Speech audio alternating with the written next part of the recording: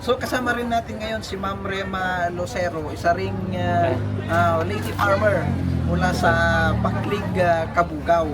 So Ma'am, magandang umaga. Good morning din po, sir. Lalong-lalo na po sa kay Governor na kung saan andito po na sumusuporta sa amin ng magsasaka dito sa probinsya ng Ilocos Sur. Kasama po ng kaakibat ng Department of Agriculture under sa pamumuno ni Sir Reginald Yadaw, Assistant PA, actually Acting Provincial Agriculturist siya ngayon. So Ma'am, ano yung nakikita niyong difference kung sakaling hindi nagbigay ang provincial government ng mga libreng farm inputs sa pagsasaka ninyo last year? Ito po ang diferensya. Kung hindi po nagsuporta sa amin ang ni Governor Jerry Singson, kaya ng Department of Agriculture, malaki po ang diferensya dahil kung wala po itong mga interventions na ibinibigay nila sa amin, lalo na po yung mga makinarya na nakakatulong sa mga magsasaka para mapababa yung gastusin sa bukid, malaki po ang diferensya dahil kung sa amin lang pong magsasaka manggagaling yung mga kagaya ng pagbili ng butil, ng palay, hindi lang po palay, mais, mga gulay. Kung wala po yan, mga abono, malaki pong diferensya dahil sa laki po ng gastusin. Ngunit dahil po sa ibinibigay ng tulong ng probinsya, kaakibat din po ng Department of Agriculture, kung wala po itong mga tulong na naibigay sa amin, malaki po ang gagastusin namin. Pero dahil po sa mga naitulong sa amin ng ng probinsya, malaki po ang naging tulong dahil bumaba po ang gastusin namin at saka naging maganda po ang kita ng aming magsasaka. Kumusta ang ani, Ma'am? Sa ngayon po, maganda po ang ani namin, sir, kasi tumaas ang presyo ng palay. Naging maganda po ang ani, nakaano po kami ng kita. Sa kita po namin, malaki po ang naging tulong ng mga naibigay na libreng butil na ibinigay sa aming magsasaka. Dahil yun po, hindi na po namin binibili. Libre na po, kasama po ng abono din. Since nakatipid kayo, Ma'am, saan ninyo inilaan yung dapat para sa binhi ninyo? Yung para po sa binhi namin, ma'am, sir, kasi kagaya sa ibang, ako po kasi wala kaming anak na pero sa ibang may anak, malaki po na itulong dahil ito po ay nakatulong sa mga gastusin sa pagpapaaral ng anak. Gastusin sa mga pang-araw-araw na na pangangailangan. Malaki po ang itulong dahil sa kinita po namin na malaki po ang nabawit namin sa mga nalugi nakalipas na mga panahon. Bilang babae, Ma'am, ano naman yung personal binili ninyo dahil malaki ang ani? Siyempre po sa aming mga babae, hindi lamang po lalaki ang nagbubukid. Siyempre kami rin pong babae. Kaya nga ang trabaho po ng lalaki, nagagawa na rin po namin mga babae na magbubukid. Kaya po, nakakabili rin po kami ng mga kunting gamit kung saan sa mga pangangailangan namin. Yung iba po, nakakapagpatayo po ng sariling bahay, yung iba po nangungupahan. Ngayon po, dahil sa ganitong tulong na ibinibigay ng probinsya, ibinibigay ng mga opisyalis sa amin, malaki po ang naging sa pamumuhay namin. Nakakabili po kami ng pansarili namin sa mga pangangailangan. Nakakatulong din po sa pagpapaaral sa mga anak namin. Ma'am, yung experience ninyo nung pumunta kayo doon sa venue para kunin yung mga libreng ibibigay ng provincial government, okay ba naman ba? Sa totoo lang po, masayang-masaya po kaming mga magsasaka, lalo na po pag marinig namin na may libreng ibibigay. Lahat po kami na mga magsasaka, pumupunta po kami at nagpapasalamat po sa pamumuno ni Governor Jerry Singson at sa mga tulong din po ng Department of Agriculture. Dahil po sa mga ibinigay nilang intervention sa amin, malaki po ang itulong sa amin. Tsaka yung mga interventions na tatanggap namin, maliban sa makinarya, kagaya ng gulay, naibibenta po namin direkta sa mamimili. Kaya nga nagpapasalamat kami dahil sa programang ibinigay ng gobyerno, lalo na po itong kadiwa ng Pangulo, at tapos sa itong programa ng Kadiwa ng Pangulo na kung saan pinagpatuloy po ng ating probinsya sa pamamagitan ni Governor. Nagpapasalamat, lubos po kami nagpapasalamat dahil po sa tuloy-tuloy na pagtulong niya sa aming magsasaka. Kaya dito po kami ngayong araw. Produkto po namin, yung mga ibinigay nila na interventions, amin din po itinanim, amin din po ibinibenta sa tamang-tamang presyo na kung saan kaya din pong bilhin ng mga consumers. Sana po itong tulong na ibinibigay sa amin, sana po tuloy-tuloy po ito dahil amin pong tinatangkili kung ano yung mga programa na ibinibigay ng gobyerno sa amin. Maraming salamat po. Iti dayto nga gundaway ket kadua tayo ni Ma'am Immaculada Lara mani po diti poblasyon San Vicente may saysuna kadigitay babae nga farmers nga naiyakan iti agdudun mga farm inputs nga inwaras ti provincial government itay napanatawen. So ma'am naimbag nga oras tayo. Kasama, sir. So anyamot ma'am iti makita yung kaslatay nagdumaan wano pagdiferensyaan na kumano kas bilang taawan dagitoy naiwaras nga hybrid rice, corn ken ganagan itay napanatawan itay kay panagtalon ma'am. Napintas sir tada nated da nga imulam ta sopay nga gatang mi sir. Oh. Kas may sang manalon ma'am, kumusta nga min iti presyo no datay gumatang kayo ko ma'am? 150 mesa sir. Oo, so nangina. Nangina sir, dyan 3 kilo lang. Oo. Tinagyan na dyan mesa soup. Okay. Kat kumusta mo ti apit ma'am usar dagitoy inwaras da kada kayo? Napintas mo sir. Oo. Gapo ta nakainot kayo ma'am kadetoy gaston tayo gapo kadetoy subsidy nga rod nga naipaay kada kayo. So dagiti ko makwarta nga inlatang yo para kada di igatang yo iti bin ikan ganagan anya tinamayan yon ma'am. Gatang miti sa bali na sir.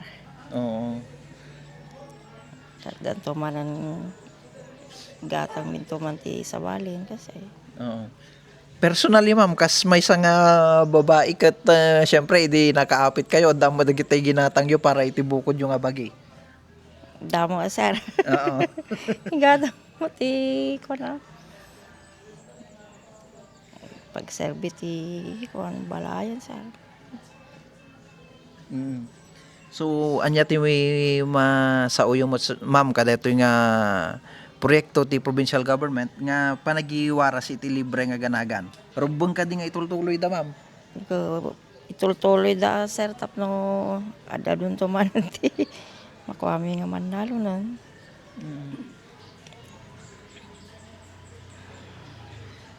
Idi napang kay nagiwara napanganyo inala ma'am dagitoy iwaras da. Kasano ti treatment da kanyayo ka nga babae? Maragsakan da sir ta ko damanen may warason. Ang kayo mula narigatan ma'am hindi napan kayo nagala. Ano sir? Okay. So any message nga rod ma'am iti provincial government kada toy kakastoy nga proyekto nga idandanon da kada kayo nga manalon? Itultuloy da ko ma sir tapno nadalas latati ko adulat tati pangi ko ame tapno napintas tulat tati api mi kada ko sir. Adda mapampanunot nyo pa yung mga kaslatay mainayon kumama nga iwaras da pay. Ado sir no lalo kumamanan warasan na kami manti kumalibre nga kuliglik kada makina sir. Okay, tayo daron tayong token ni Gob ma'am. Thank you very much. Sir. Okay, itireto mo't nagundaway, kadwa tayo ni Ma'am Maria Tapat. Manipod mo't itipantaway San Vicente. May sapay kadigitay babae nga farmers nga nawarasan itay na panatawin kadigitay ang dudu mga farm inputs nga inwaras the provincial government of Ilocos Sur. So ma'am, na yung bang oras tayo? tama na kayo, sir. Oo.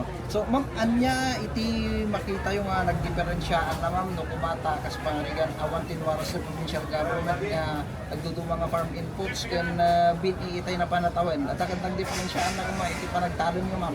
Saka, sir, tano, awan kinwaras ka, sir, kawan ko ti usarabing ang talong, usarabing mga imula. Oo. Nakalaka kayo ma'am, gapo ka dali pinagiwaras da. Uwi na, sir. Oo. Kumusta mo ti apit ma'am? Usar da gito yung inuwaras da. Kasi napo yun, sir, kung siya po ti apit mo na siya ti kempo. Oo. Nung itatay na panatong katahan na kayo mutlan apektaran ti bagyo ma'am. Sir, dalat tama, sir, naging tinaututi nga nairaan. Oo.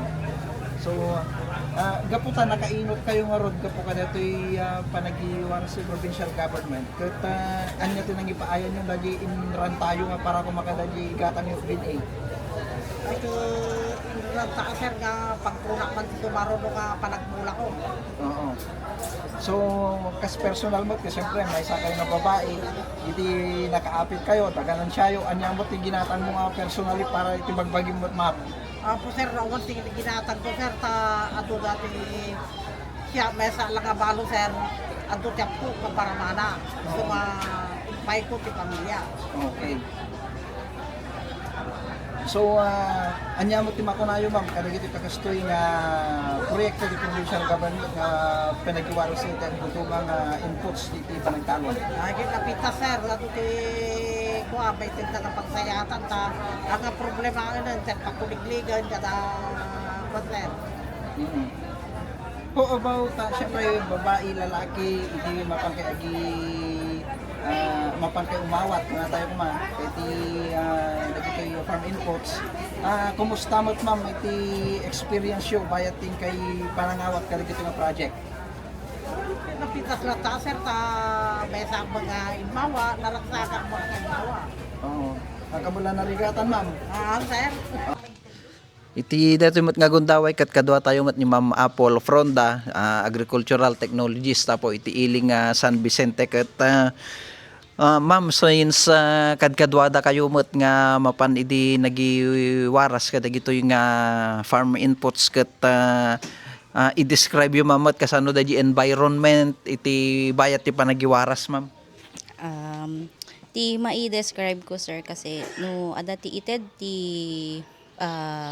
provincial government of Ilocos, sir, nga farm inputs equally divided, sir, when no saan ibe-base mi iti area ti Manalon tapno kasta makaala damit lang amin. Napintas met, sir, ti anayas no agiwarwaras kami kasi adamit master list nga masursurot Okay. nga dapat nga maikan can comment, sir, dagiti farmers no nya ti maawat da, sir, kayat damet lata dagi nga abatin. So, how about, siyempre, adadi kitay babae, kaslakan ni ma'am itatay, napintas mo tla daji, handa mo tla marigigatan ma'am, daji papanda di jay. Haan, sir, kasi fair met ti panagkwami, ti trato mi kadagiti farmers nga umayagala ti farm inputs no kasi nga giwaras kami, sir. Okay. So, personally, iti panagkita yung ma'am, dagito nga iwarwaras sa provincial government, anya iti, kasla impact na kadagiti Manalon dito ili ti San Vicente. Timet makita mi, sir, nga impact na kadakwada, maka-minus presyo dati gatangin dan, makatipid dan. Numan pa'y, kwa, sir, ibagak nga, dapagkurangan na, dayi metten ti supusopan dan nga gatangin. And at least, ado dito maalad nga, farm inputs nga agapo ti provincial government of Ilocos, sir. Oo. Iti dati nga tawon ma'am, anya mo dagitay kaslat tay mapampanunot yung kumamot nga datay dapat iwaras ulit ti provincial government. Tingamin kadaywan nga kayat ti Manalon, sir, ag dagitimet lata makina nga pagsibog kada kuliglig ngamin ti nasisita nga may da i-request di ayan mi ket sumetten ti income idawat kini governor wensan aramida mi ti request letter nga mapanti opisina na no kasi, sir. Ken deti pay gayam ko, sir, i-trike no daduma. Oo. Ta syempre so ti Pagbunag. when pagbunag na dakkel nga makatulong kanya da deti, sir, ta kasi kwa hang magasolinaan kada kwan kuryente i-trek nga syempre kasla may nga pakatipidan da pay deto yung aminin sir. Naglalo nagina ti gasolina. When sir lalo tatta nanginan so nga kaya da pay kiti dagito i-trek kuman yung barbareng ma-approvean dati in pasami sir nga request kini gob nga kwa dagiti association mi nga 5 in requestan mi barbareng nupat gan namin ni gob tatta. Okay. Mm-mm.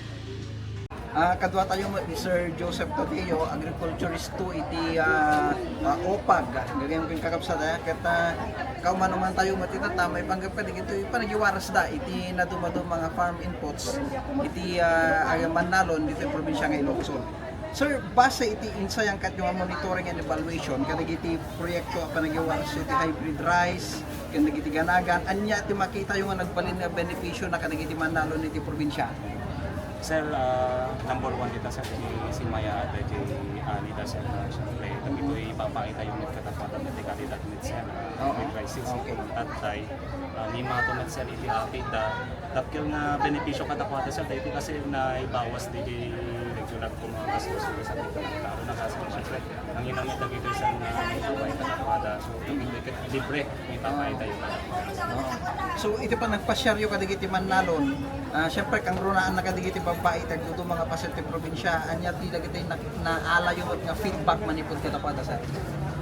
Sir, number 1 talaga nga feedback ipapakita katapada sir. Dito napintas na ito ipapakita yung katapada. Dito libre nga talaga. Sa di ko nakatay nga kasi no dagiti kay gatangon da sir, syempre gastos na pay nga magsipot ta dagiti sir ket regular nga support ang ipapay tayo iti provincial government in Ilocos Sur. Tapos na talaga sa mga katulungan naman with the ati ko mapakabilawan no di kay dinapintas sa dagiti feedback nga. Okay. So base mataan kadigiti nga feedback ta sir, anya ti makikita yung sumaro nga adang tapno lalo pa nga makatulong dagiti nga proyekto kang runaan na kadigiti farmers tayo sa babae. Yes sir, igunam ni tayo igunam ko nang tayo sa nga babae nga lang sa iti provincial government kag ito nga programa proyekto no kanwat nga ipapakita ket be more inclusive. So since dati patatasap kit National Women's Month nga inclusive sa lahi nga dagiti lalaki na dagiti pati babae sir. Mayroon na dagiti programa. Sir, adda kadimo tagiti God issues nga na-encounter yo paya ti panang i-implementar yo kadagiti nga projects. So far sir, awan met ti nagpamilang talaga no pa sir ket no during distribution sir adang-adala ta dagiti babae presensya dagiti babae makita nila tagati ayat ken suportada mo nya man dagiti programa no proyekto nga itano tayo kadagiti ilita adang-adala ta sa susuporta. So kasano ti pamayaan niyo sir? So adda babae, adda lalaki, adda kadi kaslata tay special line ti babae sa pamayaan niyo na po. So far sa rawang payment kiti ngin DJ nakapalat ta is DJ no siya sino DJ since gusto sa tayo kami sa DJ premise sa society tayo do distribution no siya sino latat na pati nakanagan syempre so latat na pati kumain sa kwento lalo dagiti babae ta syempre so talatan sa may sa kadagiti may re-release. How about iti syempre dagiti empleyado tayo iti OPAG. Kumusta ti panagtitiniunos dagiti lalaki kan babae nga empleyado ti OPAG bayad ti panagi-distribute tayo kadagito nga proyekto ti provincial government. Yes sir, at damo po observe tayo lang tayo gender equality nga makumpuna niya. Ken prior sir tayo distribution particular na ito mga farm inputs na ili tayo, LGUs tayo. At alata sir timaangay nga meeting.